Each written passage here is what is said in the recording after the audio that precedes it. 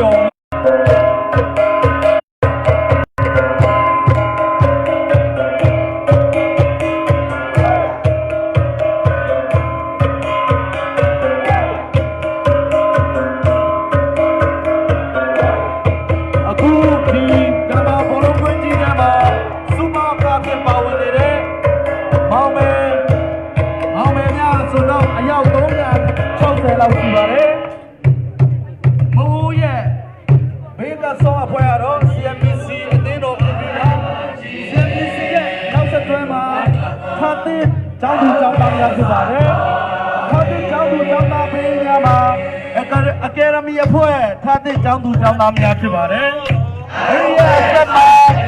စကလနစ်ချင်းအသင်းတော်ကလူငယ်မောင်ငယ်များဖြစ်ပါတယ်။အဲဒီကစပါ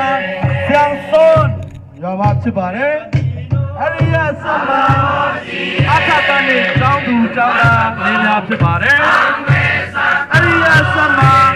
ရွယ်ဝနစ်ချင်းအသင်းတော်ကမောင်ငယ်များဖြစ်ပါတယ်။ရွယ်ဝနစ်ချင်းအသင်းတော်ပြီးမှာ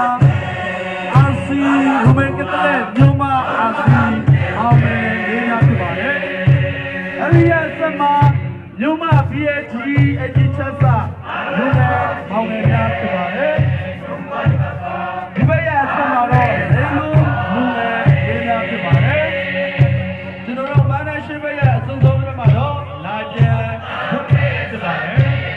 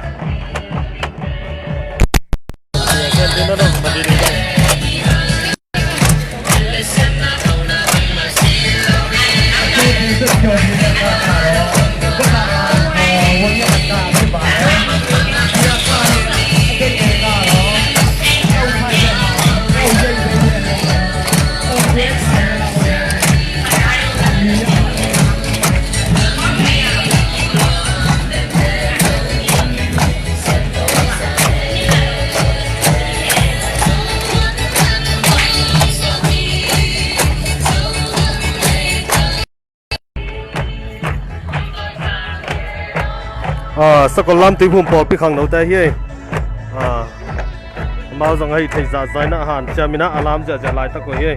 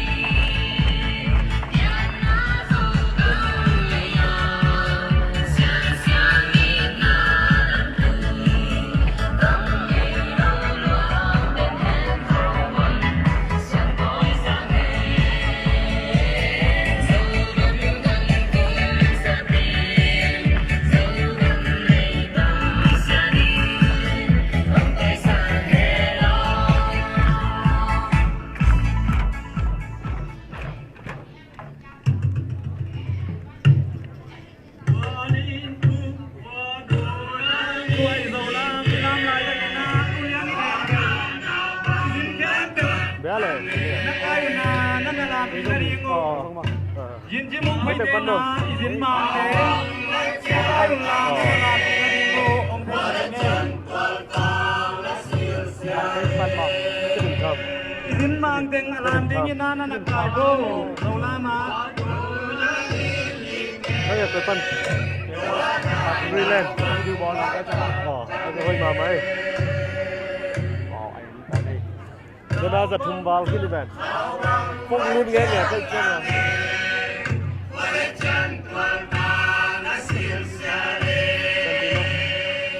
ยินมังเทมเปอลามดินานันกายโบเลย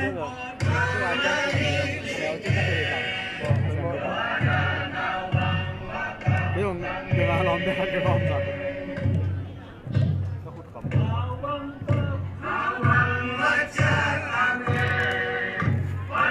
รวมไปต้น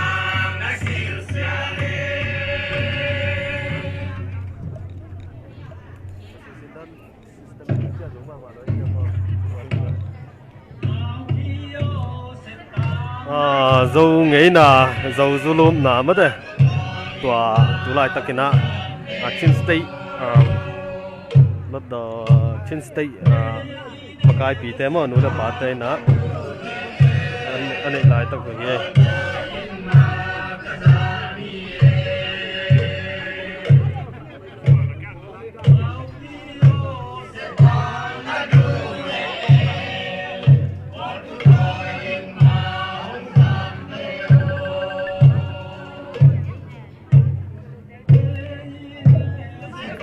dâu du đón lại ta cũng mà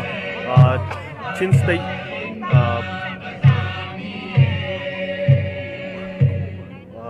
pu dâu bói lẽ pu liền đuổi đấy nữa có đâu bói á dâu du đón lại ta cũng hi nè